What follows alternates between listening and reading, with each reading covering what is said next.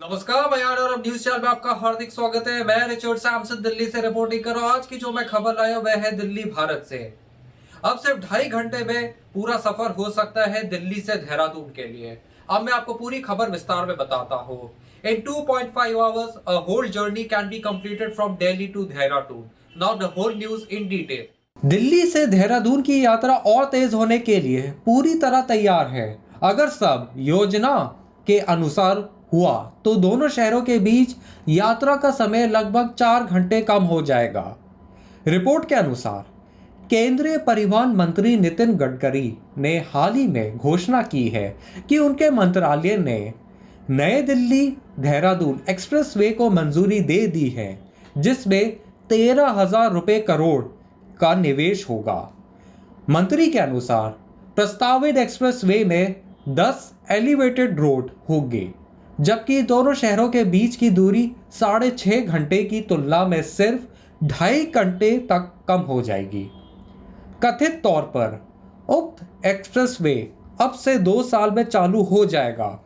परिवहन मंत्रालय ने कहा कि वर्तमान में काम चल रहा है और देश का पहला राजमार्ग होगा जो वन्यजीव संरक्षण के लिए 12 किलोमीटर ऊंचा गलियारा बनाएगा। यहां ध्यान देने योग्य मुक्त बताते हैं। उक्त एक्सप्रेसवे से दोनों शहरों के बीच की दूरी 20 किलोमीटर कम हो जाएगी, जबकि यात्रा का समय घटकर अब केवल 2.5 घंटे हो जाएगा, जो कि पहले 6.5 घंटे होता था। इसके अलावा एक्सप्रेसवे आपको 100 किलोमीटर प्रति घंटे की न्यूनतम गति से ड्राइव करने की अनुमति देगा। एक्सप्रेसवे में 10 एलिवेटेड रोड और वन्यजीवियों की सुरक्षा के लिए 12 किलोमीटर लंबा एलिवेटेड कॉरिडोर होगा। एक्सप्रेसवे पर प्रत्येक 25 से 30 किलोमीटर पर यात्रियों के अनुभव को बढ़ाने के लिए सुविधाएं उपलब्ध होगी। बंद टोल तंत्र को केवल राजमार्ग उपयोग की सीमा तक भुगतान करने में सक्षम बनाने के लिए अपनाया जाएगा।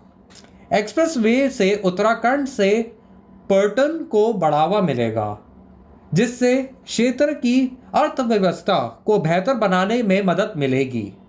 दिल्ली के अक्षरधाम से देहरादून तक के पूरे हिस्से को परियोजना के कार्यान्वयन के लिए 4 अलग अलग वर्गों में विभाजित किया जाएगा। Traveling from Delhi to Dehradun is all set to become faster if all goes as planned.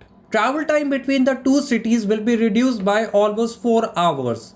As per the reports, Union Transport Minister Nitin Gadkari recently announced that his ministry has approved the new Delhi-Dehradun Expressway, which will see an investment of Indian rupees 13,000 crores.